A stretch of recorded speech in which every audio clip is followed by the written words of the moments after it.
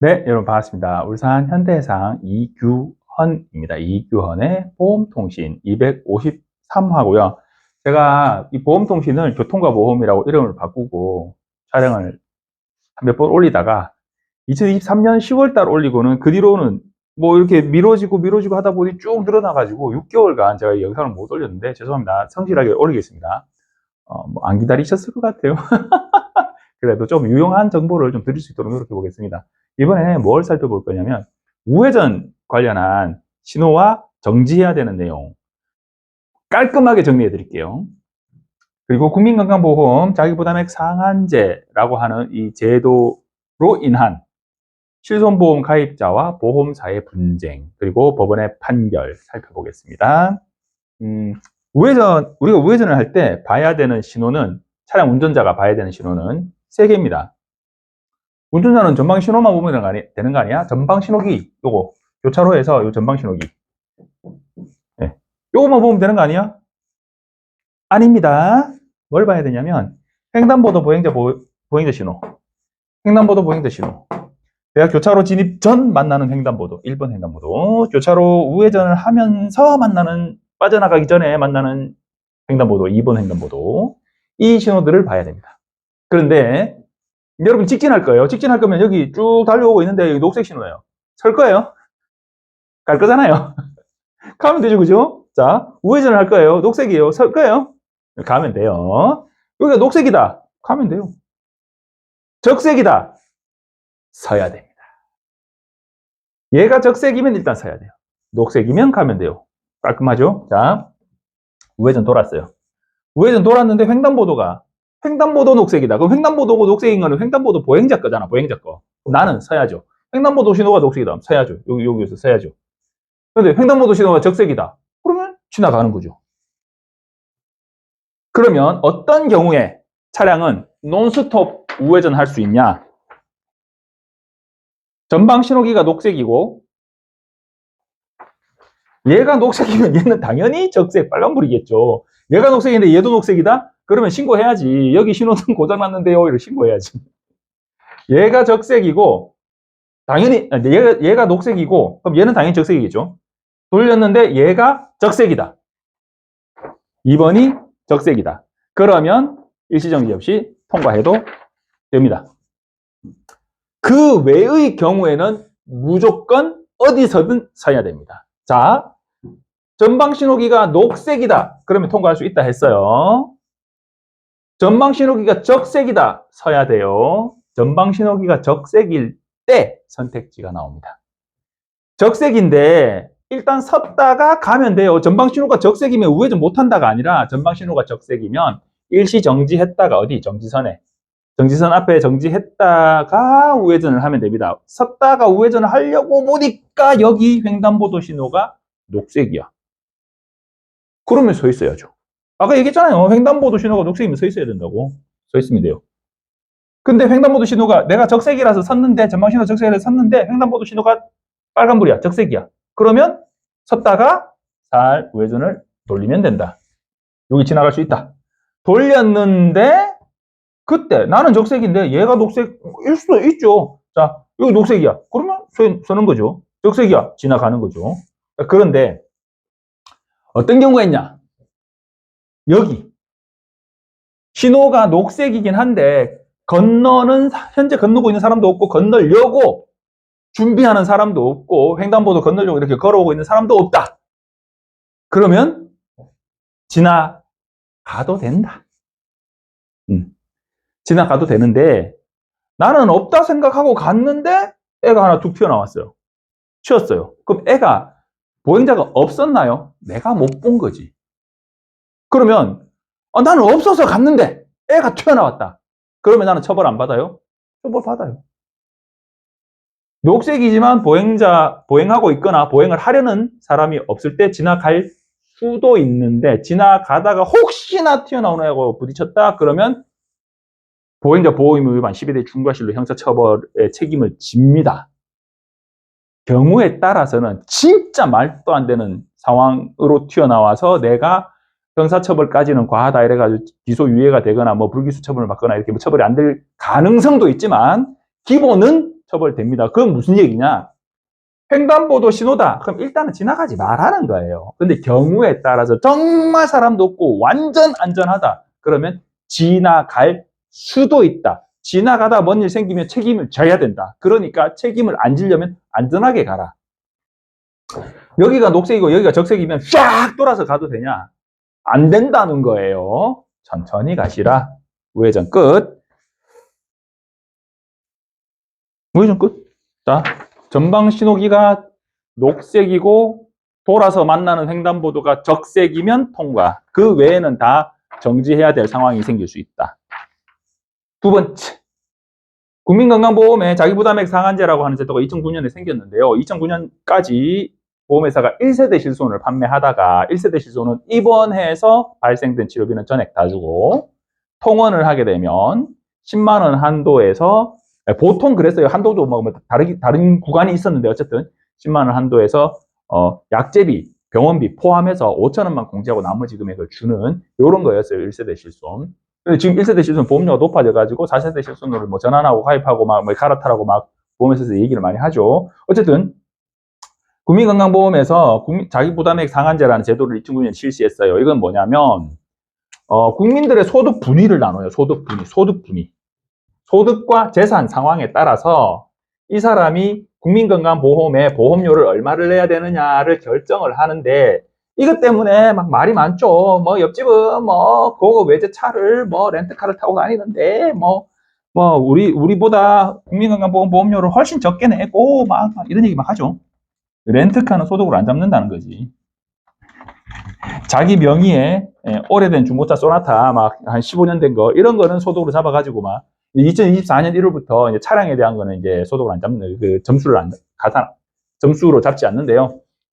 국민건강보험료는 어떻게 결정되냐? 자, 지금 현재 이분이 받으시는 소득, 연금이든 뭐든 소득 더하기 부동산, 동산, 재산 내용에 따라서 점수를 결정해요. 점수. 예, 고객님은 몇 점입니다. 가입자분은 몇 점입니다. 점수 곱하기 2024년 기준 했을 때 208.4원 하면 내가 내는 국민건강보험 보험료가 결정이 돼요. 예를 들어서 내가 이거 200점이라 칩시다. 자, 75점이다. 그러면 200 곱하기 200 그럼 점당 200 고스톱도 아니고 점당 200 하면 15,000원 되죠. 우리 고객이 15,000원, 15,000 몇백 원대의 보험료를 내는 고객이 있었어요. 2024년 1월 달에 결석으로 수술을 하셨어요. 실제 케이스입니다. 치료비가 얼마 들었냐? 2024년 1월 달에 300만 원의 치료비가 들었어요. 314만 원 얼마 되는데 300만 잡읍시다. 자, 그런데 보험회사에서 뭐라고 얘기하냐? 고객님,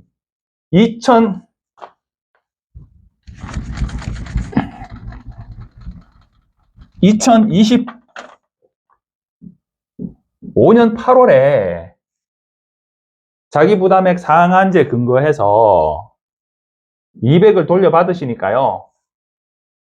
지금 100만 원만 드릴게요. 라고 얘기한 거예요. 고객이 얘기를 해요. 아니, 국민건강보험에서 받는 걸 갖다 너가 와 신경 쓰노. 거기서 줘야지 마라. 왜 그거를 근거로 돈을 못 준다노. 다 내놔라. 이렇게 얘기를 했는데 이분이 뭐라 얘기하냐? 2024년 1월 25일 날 대법원에서 판결을 내렸어요. 2023은 뭐냐면 2023년도에 제기된 소송이라는 얘기예요. 2023년도에 제기됐는데 1심 판결, 2심 판결 거쳐서 결국 2024년 1월 달에 대법원 판결까지 이제 나온 거예요. 2023다의 283913번 판결이 뭐냐? 1심.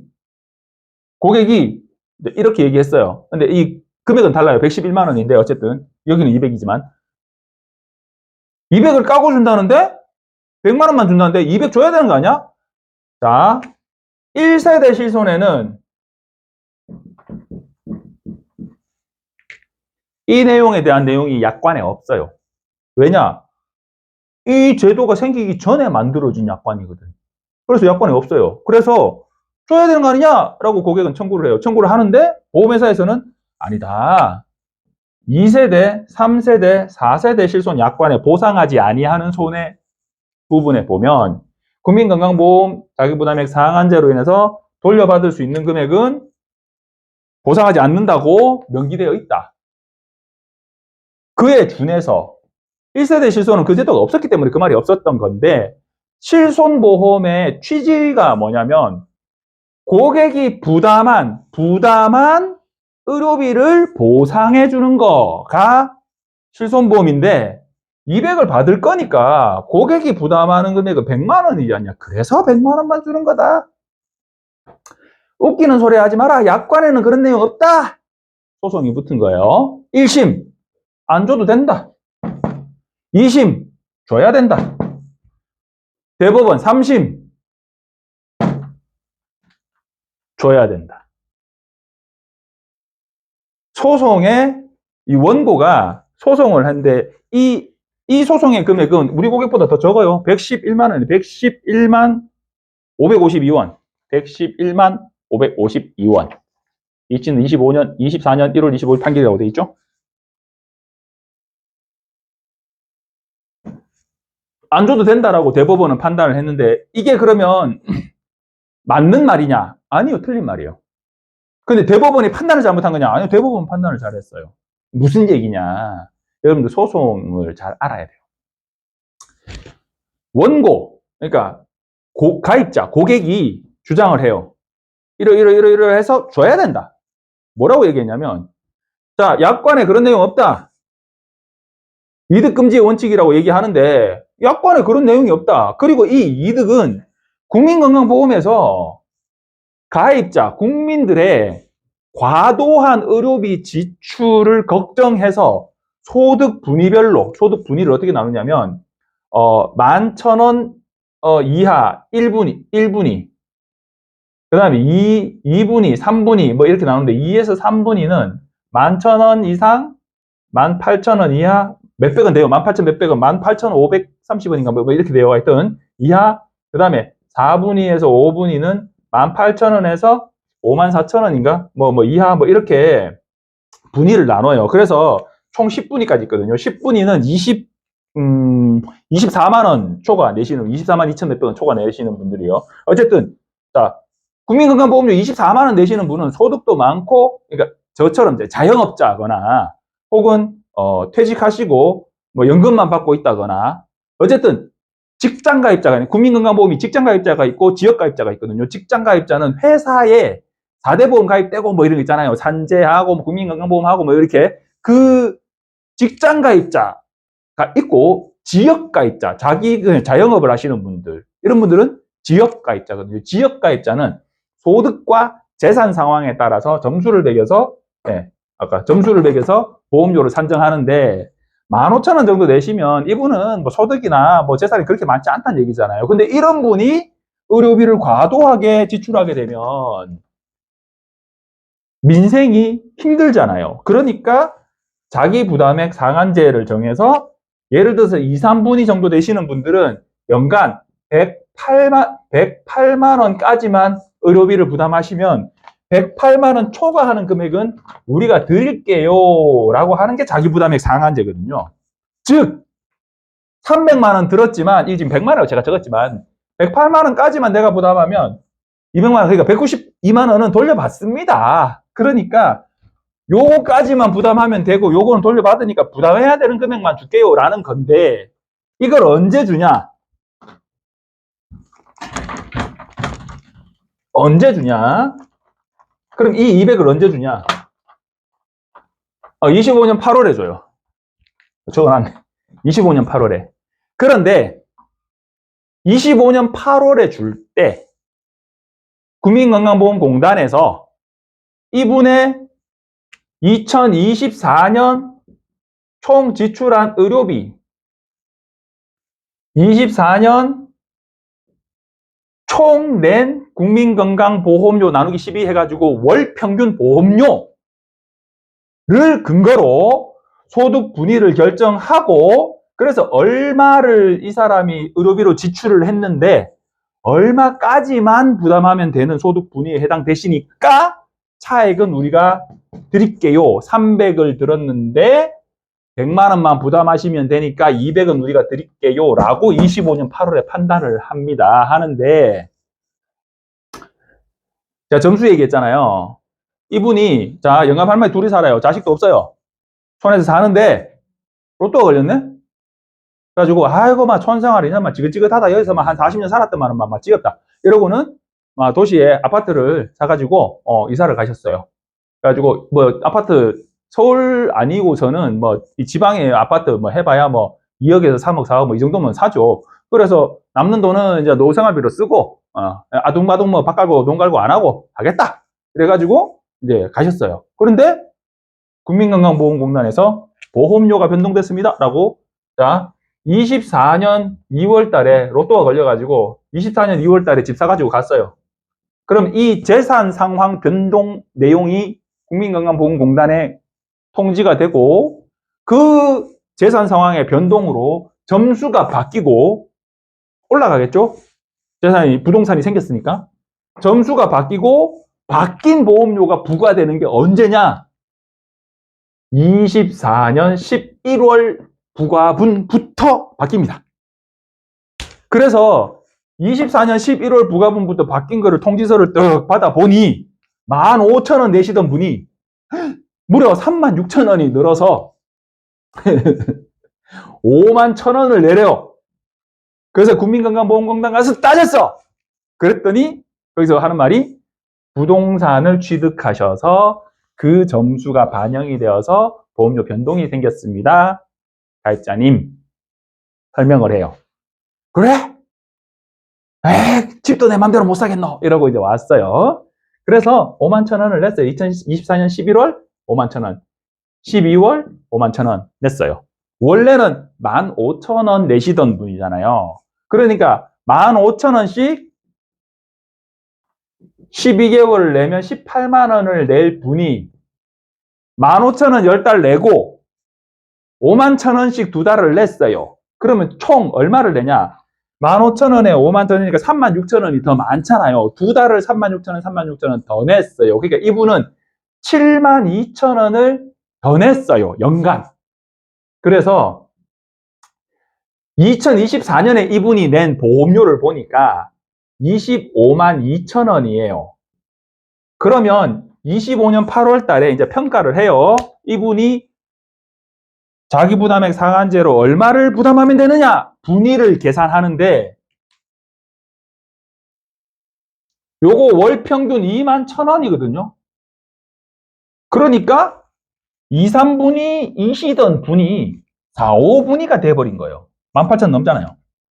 그러니까 25년 8월 달에 국민건강보험공단에서 뭐라고 하냐? 고객님, 가입자님, 24년도에 300만 원의 의료비 지출이 있으셨는데 24년 기준 해가지고 보험료 낸 걸로 계산해 보니까 4, 5분위에 해당되시네요. 그러니까 167만 원만 부담하시면 됩니다. 170이라고 합시다. 자, 계산하기 편하게. 자, 170만 부담하시면 됩니다. 130을 돌려드릴게요. 라고 얘기를 해요. 보험회사에서 뭐라고 했어요? 200 돌려받을 거니까 100만 원만 드릴게요 했잖아요. 근데 130밖에 못 돌려받았어요. 근데 이거 사실 정확하게 계산하면 요거 108만 원이고 167만 원이니까 59만 원 차이 나요. 한 60만 원 차이 나요. 자, 60만 원 차이 나요. 60만 원. 자, 보험회사에서는 200을 돌려받을 거라 했는데 나는 140밖에 못 받았어요. 그래서 60만 원, 59만 원을 못 받았어요. 그러면 그때 청구하면 돼요. 야, 너네 200만 원 나올 거라 해가지고 나 200만 원 못 받았는데 이거 59만 원 덜 받았는데 59만 원 줘. 이러면 그때 청구하면 줍니다. 그런데 자, 중요한 건 뭐예요? 대법원의 판단이에요. 소송의 방향. 약관의 내용이 없기 때문에 줘야 된다. 이걸 가지고 다퉜거든요. 사실은 그게 아니고 전제를 깔았죠. 뭔 전제를 깔았어요? 200이 나온다 하는데 그거를 왜 너가 먹냐 이거 가지고 이제 고객은 소송을 했단 말이에요. 이거는 국민건강보험공단에서 제공하는 국민복지다. 왜 이걸 너네가 먹냐? 약관 내용이도 없는데 이거 가지고 얘기를 했는데 법원에서 뭐라 했냐? 200만 원이 나올 거니까 그럼 네가 실제로 부담한 건 100만 원 아니냐? 실손보험의 취지상 네가 100만 원을 부담했다면 100만 원을 받는 게 맞다. 200만 원 안 주는 게 맞다라고 판단했단 말이에요. 그런데 자, 여러분, 200만 원 무조건 때려 죽여도 나오나요? 130밖에 안 나올 수도 있죠. 그럼 어떻게 돼요? 그러면 보험회사가 법원이 확정되지 않은 미래의 기대 이익을 근거로 현재의 이익을 침해한 거예요. 위법한 거죠. 2세대, 3세대, 4세대 실손 약관에 적혀있는 그 내용도 잘못된 거고요. 그리고 법원의 판단도 잘못된 건데, 그럼 법원이 잘못한 거냐? 법원은 잘했어요. 왜? 이게 200이 나중에 나올 거라는 걸 소송을 건 원고, 고객도 인정하고 들어갔고, 200이 나올 거긴 한데, 이제 이렇게. 보험회사도 200이 나오니까라고 전제를 깔고 들어갔어요. 그러니까 법원은, 그럼 200이 나온다면, 이렇게 전제를 이거로 두고 판단을 내린 거예요. 그래서 소송의 방향이 잘못됐다는 거예요. 소송의 방향이 어디로 갔어야 되냐? 200은 확정되지 않은 미래의 기대 이익이다. 라고 갔어야 돼요. 그러면 이규헌이의 이 유튜브 영상을 근거로 보험회사에 야 그렇단다 줘 하면 보험회사가 주냐? 안 줍니다. 대법원의 판단이 이렇게 나왔어요. 우리는 못 줍니다. 라고 해요. 어떻게 해야 되냐? 다시 소송을 해서 대법원에서 판단을 내린 건 이거를 고려하지 않고 내린 판단이기 때문에 발생되지 않은 달라질 수 있는 미래의 기대 이익을 근거로 현재 이익을 제한한 건 잘못이다라고 소송을 다시 해서 대법원이 맞네. 그 부분은 이렇게 판단했었는데 그거를 갖다가 얘기를 안 해가지고 그냥 이거는 나오는 걸로 보고 이렇게 판단을 했는데 맞네. 그럼 이게 200이 아니라 130이 나올 수도 있고 막말로 100만 원이 나올 수도 있고 아예 안 나올 수도 있는데 그러면 보험회사에서 일단은 이걸 주고 이게 이제 확실히 결정이 되면 나머지 이제 네가 받은 거 다시 내놔라 하든지 아니면 이게 확정되기 전까지는 우리는 못 준다 하든지 이렇게 해야지 라고 대법원에서 이 판단을 뒤엎는 판단을 받아내시면 그러면 받을 수 있습니다. 무슨 얘기예요? 못 받는다는 소리지. 그래서 뭐가 잘못됐다고요? 25년 8월 달에 24년에 낸 보험료를 근거로 산정할 소득 분위를 그래서 200을 돌려받으실 수 있을 겁니다. 무슨 근거로? 지금 고객님이 15,000원을 내고 계시니까 2, 3분위에 해당되니까. 지금 분위를 근거로 25년 8월 달에 산정할 분위를 이 분위가 안 바뀔 거라고 가정하고 까고 준다는 거예요. 잘못된 거죠. 보험회사가 도둑놈이다. 법원의 판단은 틀린 건 아닌데 소송의 방향이 잘못되었다.